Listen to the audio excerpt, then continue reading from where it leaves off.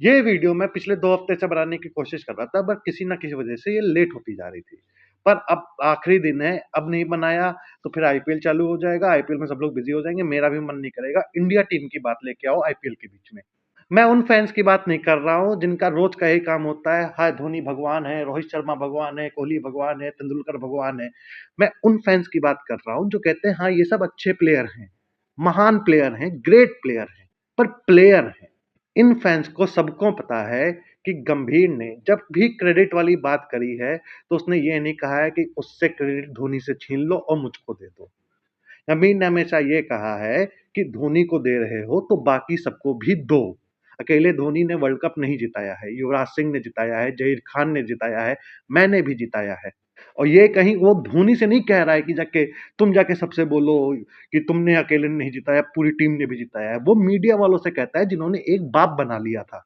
अब जब मीडिया वाले 24 घंटे एक चीज़ की रट लगाएँगे तो उनका सुन के फैन्स भी डाइवर्ट होते हैं। तो आज का टॉपिक यही है कि तुमको उसको क्रेडिट देना हो, नहीं देना है, वो तुम्हारी मर्ज़ी है।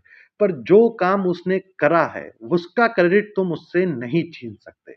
गौतम गंभीर और संजू सैमसन। बहुत लोगों ने वर्ल्ड कप खत्म होने के बाद भी नौटंकियाँ करी कि उसने तो संजू सैमसन का करियर खराब कर दिया था, वो तो गॉड्स का प्लान था कि संजू आ गया, उसने फिर वर्ल्ड कप जिता दिया, वरना गंभीर और सूर्या ने तो उसका करियर एकदम तबाह कर दिया था। इस बात पे आगे बढ़ने से पहले मैं बात करना चाहूँगा ईशान किशन की। वो तो आरपी सिंह और प्रज्ञान ओझा थे, इस वजह से ईशान किशन का आ गया, वरना गौतम गंभीर और अजीत अग्रकर तो उसको लेके आने वाले नहीं थे। लिख के लाया हूँ, मैं बताता हूँ आपको।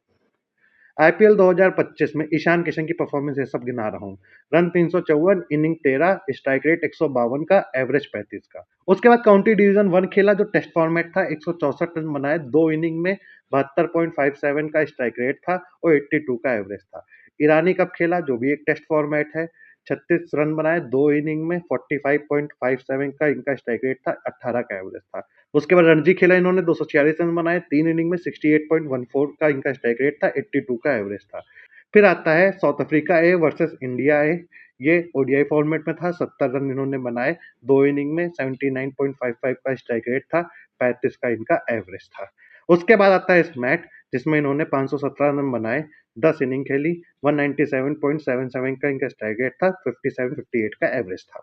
हाँ, तो इतनी लिस्ट मैंने आपको बताई। इस लिस्ट में ऐसा कौन-सा अजूबा काम कर दिया था ईशान किशन ने कि ईशान किशन को वहाँ से उठा के टीम में लाके जो टीम में पहले से एक बंदा है, उसको हटा दिया जाए और उनकी जगह पक्की कर जाए। कोई काम नहीं है, सिर्फ़ लास्ट में एक स्मैट है। स्मैट में इन्होंने रन बनाए, उसके बाद इनको कॉल अप आ गया। अब प्रज्ञान ओझा, आरपी सिंह सितंबर-अक्टूबर के टाइम पे जॉइन हुए। 18 दिसंबर को इस मैच का फाइनल हुआ जिसमें Ishan Kishan as a captain अपनी टीम को मैच जिताया और बहुत ही तगड़ा परफॉर्मेंस आया। 20 दिसंबर को न्यूजीलैंड और टी20 वर्ल्ड कप वाली हमारी स्क्वाड अनाउंस हो गई, उसमें ईशान किशन का नाम आ गया। तुम लोग इतना चिल्लाते हो तो उस पे मैं ये मान लेता हूँ कि आरपी सिंह, प्रज्ञान ओझा है, उन्होंने देखा कि भैया 18 तारीख तक इसने बढ़िया परफॉर्मेंस कर दिया है, चलो 20 में इसको टीम में डाल देते हैं। ठीक है, पर मैं ये कैसे मान लूं कि गौतम गंभीर और अजीत अगरकर की इस पे नजर ही नहीं पड़ी? अरे नजर पड़ती भी कैसे?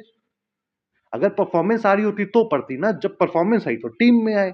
अब टीम में आने तुम किसी को वजह दे दो, तुम किसी को वजह दे दो, कोई दिक्कत नहीं है, पर तुम किसी को डिस्क्रेडिट ना करो कि अगर ये दोनों होते तो ये टीम में ही ना आ पाता। अब बात करते हैं संजू सैमसन और गौतम गंभीर वाला। जितना भी जब ऊपर से नीचे तक गुजरा है मैं सब बताऊंगा। गौतम गंभीर इंडिया को as a head coach join करते हैं। इंडिया पहली सीरीज टी20 की खेलने जाती है श्रीलंका। ये रही उसकी स्क्वाड। इसमें आपको कितने ओपनर दिख रहे हैं? मुझको 3 दिख रहे हैं, संजू सैमसन, शुभमन गिल और यशस्वी जायसवाल। ये 3 ओपनर हैं, 2 विकेट कीपर हमारे पास हैं, एक ऋषभ पंत है, एक संजू सैमसन है। ठीक है, ये सीरीज खत्म हुई, इसके बाद से टेस्ट वाला हिसाब किताब अलग कर दिया गया जिसकी वजह से शुभमन गिल बाहर हो गए, जायसवाल बाहर हो गए, ऋषभ पंत बाहर हो गए, बहुत से लोग इस स्क्वाड से बाहर हो गए, बहुत से नए बंदे इस स्क्वाड के अंदर आ गए। फिर इंडिया की अगली टी20 सीरीज होती है बांग्लादेश से, उसकी स्क्वाड ये रही सामने। इसमें कितने विकेट कीपर आपको दिख रहे हैं? मुझको 2 दिख रहे हैं, जितेश शर्मा, संजू सैमसन।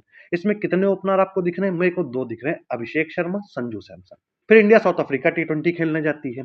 ये रही squad, 2 wicket keeper Jitesh Sharma, Sanju Samson, 2 opener Sanju Samson, Abhishek Sharma. फिर इंडिया एक टी20 सीरीज इंग्लैंड के साथ अपने घर पे खेलती है चैंपियंस ट्रॉफी से जस्ट पहले।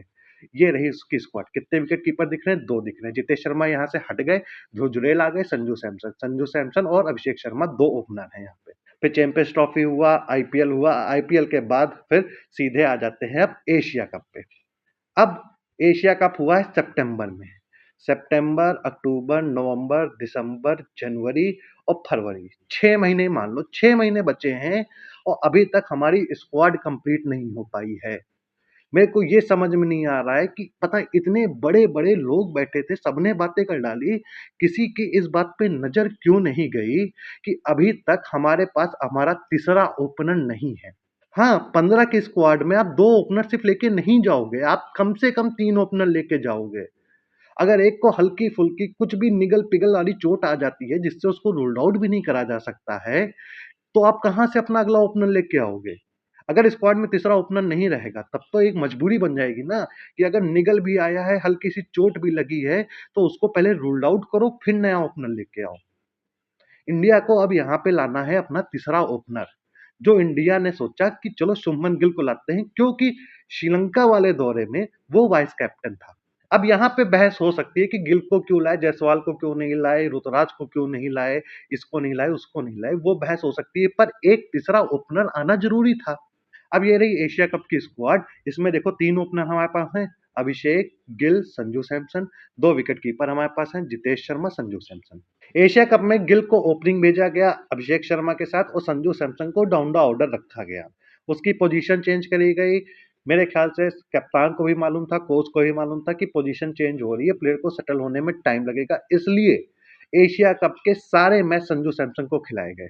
उसके बाद ऑस्ट्रेलिया का दौरा आया, संजू सैमसन को नीचे ही रखा गया, गिल को ऊपर चांस दिया जा रहा था क्योंकि उसने बहुत टाइम से टी20 खेला नहीं था। इंटरनेशनल में वर्ल्ड कप से पहले कुछ मैच उसको चांस देने थे।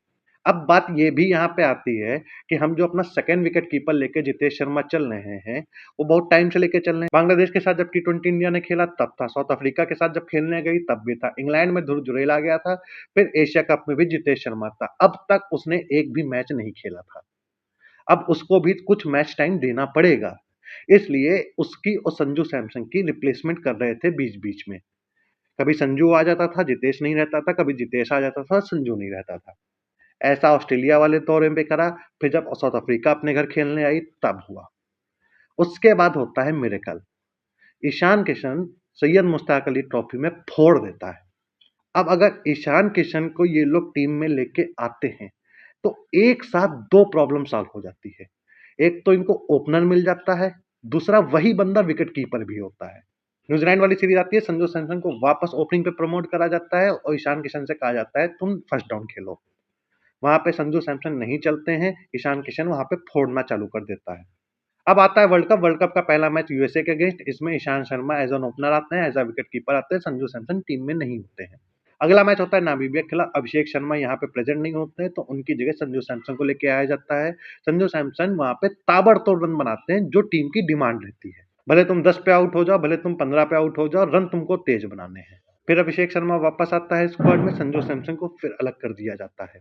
फिर आते हैं सुपर 8 में, साउथ अफ्रीका के खिलाफ इंडिया पहला मैच अपना हार जाती है। अब इंडिया के सारे मैच जितने अगले हैं, वो सारे मस्ट विन मैच हैं।